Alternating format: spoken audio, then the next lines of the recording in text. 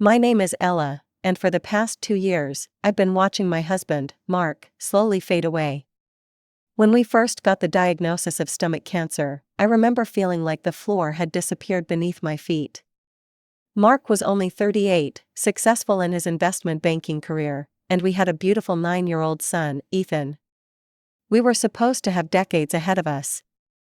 The one small blessing in this nightmare was that Mark's financial success meant we could afford the best treatment available. We flew to specialists across the country, tried experimental therapies, and spared no expense.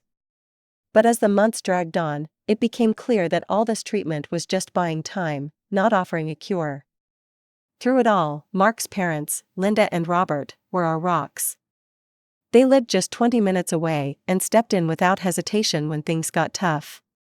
"Ella, we'll pick Ethan up from school today," Linda would say on days when Mark was scheduled for treatment. "Don't worry about dinner either. I've made extra lasagna." Ethan would often tug on my sleeve when I tucked him in at night, his eyes wide with hope and fear.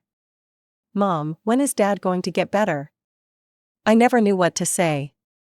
How do you tell a child that his father is dying?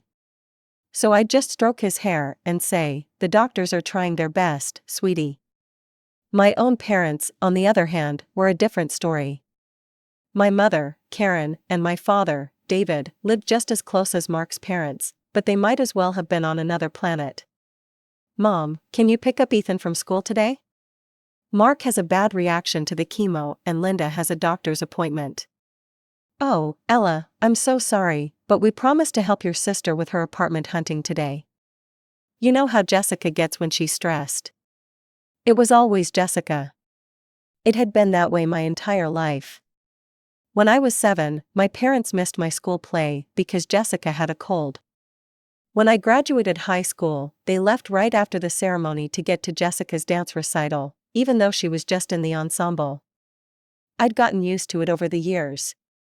Mark became my family, and his parents treated me more like a daughter than my own ever did. So when Mark's condition took a turn for the worse last month, I braced myself for the end, surrounded by the family that had chosen me. The night Mark died, I was holding his hand. His breathing had become shallow hours before, and the hospice nurse had warned me it wouldn't be long. "Ella," he whispered, his voice barely audible. "Take care of Ethan. You're the strongest person I know." Those were his last words. I sat there for hours after, still holding his hand as it grew cold, unable to process that my partner of 12 years was gone. Linda and Robert arrived at the hospital within an hour of my call, their faces etched with the same grief that was consuming me. "We're here, sweetheart," Linda said, wrapping her arms around me. "We'll always be here." That night, I sent a text to my mother, "Mark passed away tonight." Her response came an hour later, "It's terrible." No call, no offer to come over, no question about how Ethan and I were doing. Just 2 words. But I was too numb to care. There was a funeral to plan, a son to console, and a life to somehow piece back together. The days after Mark's death passed in a blur of funeral arrangements, paperwork, and trying to explain to Ethan that his father wasn't coming home. Linda and Robert were there every step of the way, handling calls to the funeral home when I couldn't form words, and sitting with Ethan when he had questions I couldn't answer. The day before the funeral, I was drowning in details. The funeral home needed final decisions on the program, distant relatives were calling for directions, and I still needed to pick up Ethan's suit. I hadn't slept more than 2 hours at a stretch since Mark died. "I need to ask my parents to watch Ethan," I told Linda as we sat at my kitchen table, surrounded by sympathy cards. "You and Robert are already doing so much." I drove Ethan to my parents' house, rehearsing what I would say. When we arrived, my mother opened the door wearing a light jacket, purse already in hand. "Ella, this isn't a good time," she said, not even inviting us in. "We're just heading out." "Mom, please, it's just for a few hours. I have to finalize everything for the funeral, Anne." "We've had these plans for weeks," my father cut in, appearing behind my mother. "We can't cancel now." Before I could argue further, they both stepped outside, locking the door behind them. We really have to go, my mother said firmly. I'm sure you can find someone else. They hurried to their car without so much as a goodbye to Ethan, who stood there confused and hurt. Once they drove away, I called my friend Sarah, who immediately agreed to watch him. After dropping Ethan at Sarah's house, curiosity got the better of me. I took a detour past my parents' house on my way home. Their lights were on, and Jessica's red Mazda was parked in the driveway. So that's the important plans, I muttered to myself, a bitter laugh escaping my lips. They weren't busy at all, they just preferred helping Jessica to supporting me, even now. That evening, I sent a message to our family WhatsApp group. Mark's funeral is at 11 a.m. on Thursday at Greenwood Chapel. Service will be followed by a small reception. I watched as the read receipts appeared next to my parents' and Jessica's names. No one replied. The night before the funeral, anxiety drove me to call my mother directly. Mom, you saw my message about the funeral tomorrow, right? It starts at 11. There was a pause on the line. Oh, Ella, I'm sorry, but we won't be able to make it. Jessica has booked several tables at Emilio's to celebrate her promotion. It's at noon, and we've already committed. I nearly dropped the phone. Mom, this is Mark's funeral we're talking about. Mark, who paid for the repairs on your house 3 years ago when the roof collapsed. Mark, who has been part of our family for over a decade. That was a long time ago, Ella, my mother replied coldly. We need to focus on the living, not the dead. Jessica needs our support right now. Before I could respond, she hung up. I immediately dialed Jessica's number, my hands shaking with anger and disbelief. Hey, she answered, sounding annoyed that I'd interrupted her evening. Jessica, Mom says you're having a party tomorrow at the same time as Mark's funeral. Can't you reschedule? Or at least push it back so they can attend the service first? No way, she scoffed, I can't change the reservation now. Everyone's already confirmed, and this promotion is a big deal. It's not like I can reschedule a funeral party or whatever. A funeral party? I repeated, my voice rising. My husband is dead, Jessica. The man who paid for your entire college education. That was ages ago, she dismissed. Look, my promotion is more important than some funeral. People die every day. Then she hung up too. I stood there in my kitchen, phone still in hand, utterly stunned. As if to twist the knife further, my phone pinged with a message from my mother. Stop pressuring your sister. Her celebration is more important than some funeral. She's worked hard for this promotion. The day of Mark's funeral dawned bright and clear, a mockery of the darkness I felt inside. The service was beautiful in its simplicity. Mark had never been one for elaborate displays, and the modest chapel was filled with people who had genuinely cared for him, colleagues, friends, neighbors, and family. His family, anyway. During the eulogy, I spoke about Mark's generosity, his kindness, and his unwavering devotion to our son. Ethan sat between Linda and Robert, who held his hands as tears streamed down his face. After the service, several people approached me, offering condolences and asking about my parents' absence. I was surprised not to see your folks, Mark's college roommate said. Are they ill? They had a prior commitment, I replied stiffly, not wanting to elaborate. Linda noticed my discomfort and smoothly steered the conversation elsewhere. That night, after everyone had gone home, I sat alone in the living room, surrounded by sympathy cards and flower arrangements. The house felt impossibly empty without Mark, the silence so loud it hurt. My phone buzzed with a text from Jessica, hope the funeral went okay. Mom posted pics from my party. Got promoted to senior account executive. No condolences. No acknowledgement of what I'd just been through. Just a celebration of her accomplishment, complete with party emojis. I turned off my phone without responding and went upstairs to check on Ethan. He was sleeping soundly, clutching the teddy bear Mark had given him on his last birthday. I crawled into bed beside him, finding comfort in the steady rhythm of his breathing. For the next week, I moved through life in a fog. Linda and Robert came by daily, bringing food, taking Ethan to the park, helping me sort through Mark's belongings. My parents didn't call once. Not to check on their grandson, not to see how I was holding up, nothing. A week after the funeral, I received a call from Mark's lawyer, Mr. Simmons. "Mrs. Turner, it's time to discuss Mark's will," he explained. He was quite thorough in his preparations. Would tomorrow afternoon work for the reading? I agreed, and then called Linda and Robert to invite them. They'd been named in the will, of course, and Mark would have wanted them there. The next day, Mr. Simmons arrived at our house at precisely 2 p.m., carrying a leather briefcase and wearing a somber expression that softened when he saw Ethan. "Your father spoke of you often," he told my son, shaking his small hand formally. "He was very proud of you."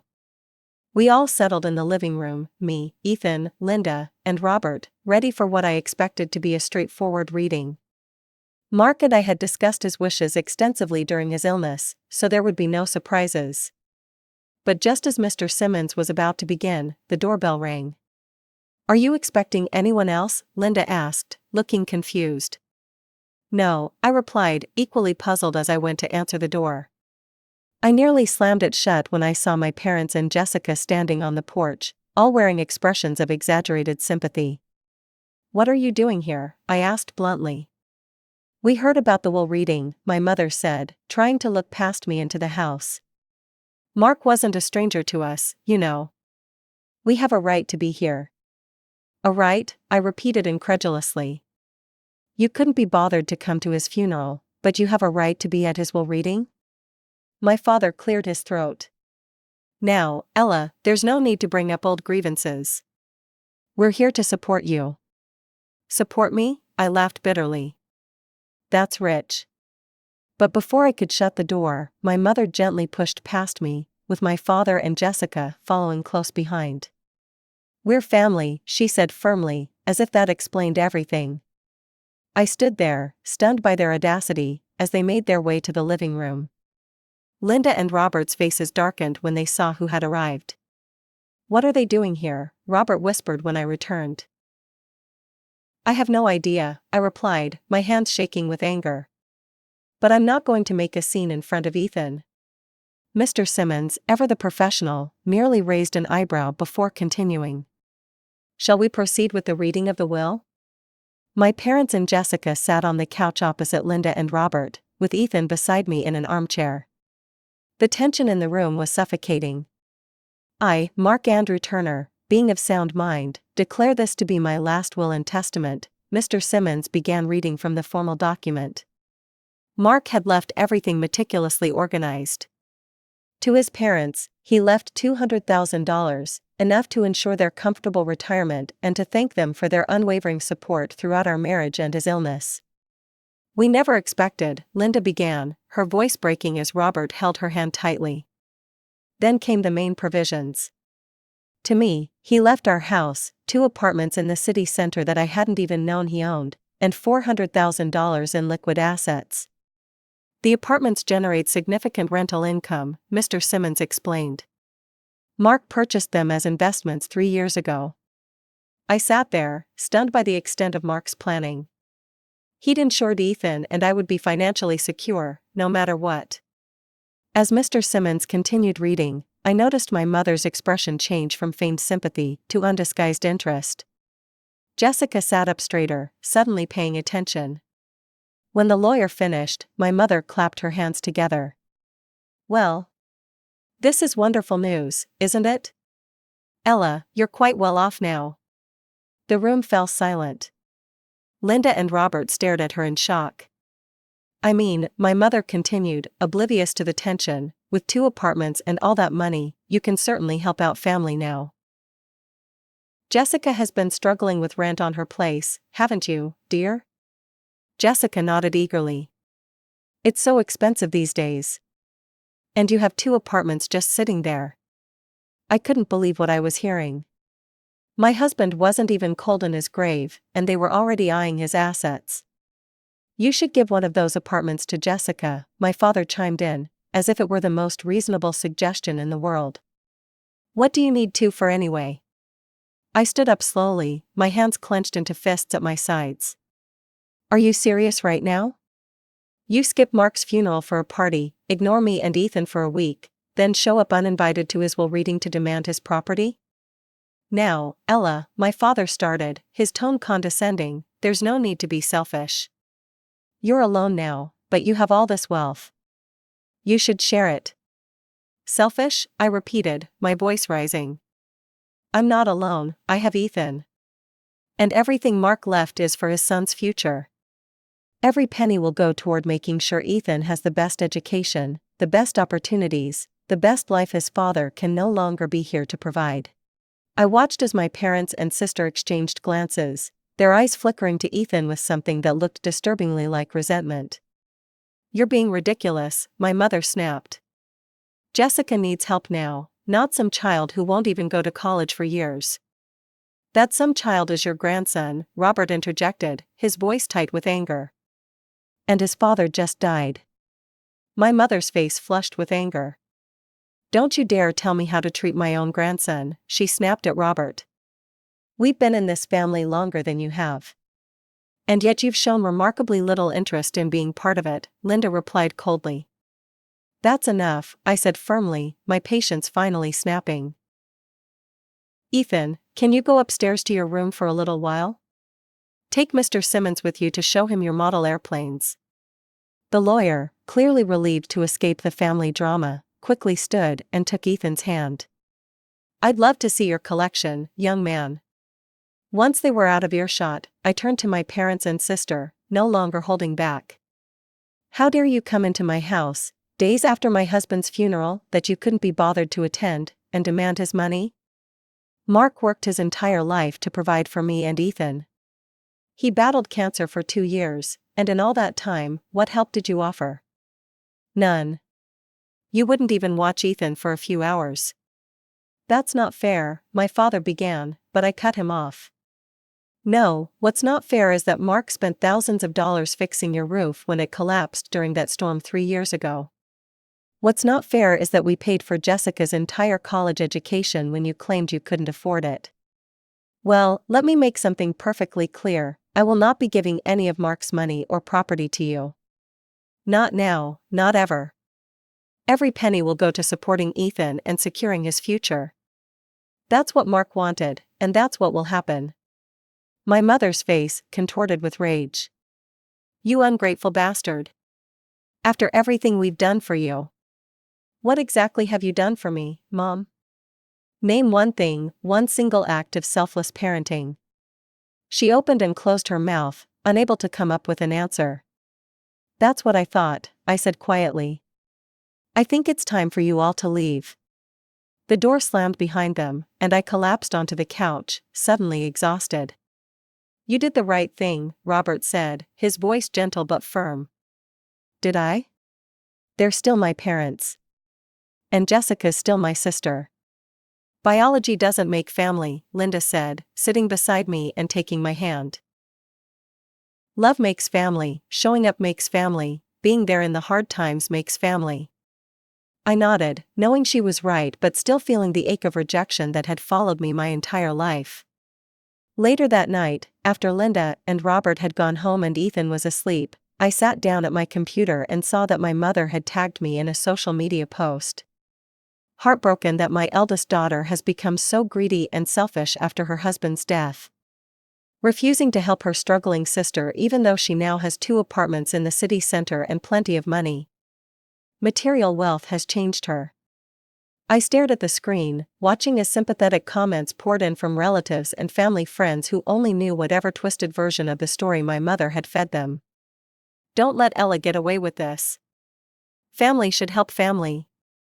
Poor Jessica, always struggling while Ella has everything handed to her. I felt a surge of anger unlike anything I'd experienced before. This was a new low, even for my mother, trying to publicly shame me into giving them Mark's money.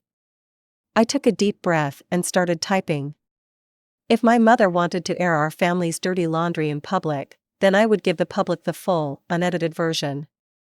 I've been silent about this for too long, but since my mother has chosen to make our private family matters public, I feel I must respond. 3 days ago, we buried my husband, Mark, after his 2-year battle with stomach cancer. My parents and sister did not attend his funeral. Why? Because my sister had scheduled a party to celebrate her promotion on the same day, and they felt that was more important. For those who don't know, Mark helped my parents financially many times over the years, including paying for major repairs to their home and funding my sister's entire college education. Despite this, when I needed help during his illness, even just watching our son for a few hours, they were always too busy. Yesterday, they showed up uninvited to the reading of Mark's will.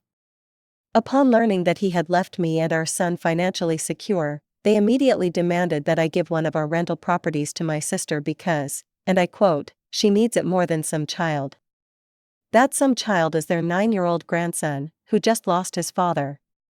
I share this not to hurt them, but because I'm tired of being painted as the villain in a story where I've only ever tried to be a good daughter, sister, wife, and mother. Mark's money will be used for our son's education and future, as he intended. I hope this clears things up. I attached the screenshots I'd saved, including the message where my mother had said Jessica's party was more important than Mark's funeral, and several texts where they declined to help during his illness. My finger hovered over the post button for several seconds before I finally pressed it. Within minutes, the comments on my mother's original post changed tone drastically. "Karen, is this true? You skipped your son-in-law's funeral for a party? I can't believe you'd expect Ella to give away property meant for her son. Those text messages are shocking. How could you say a party is more important than a funeral?"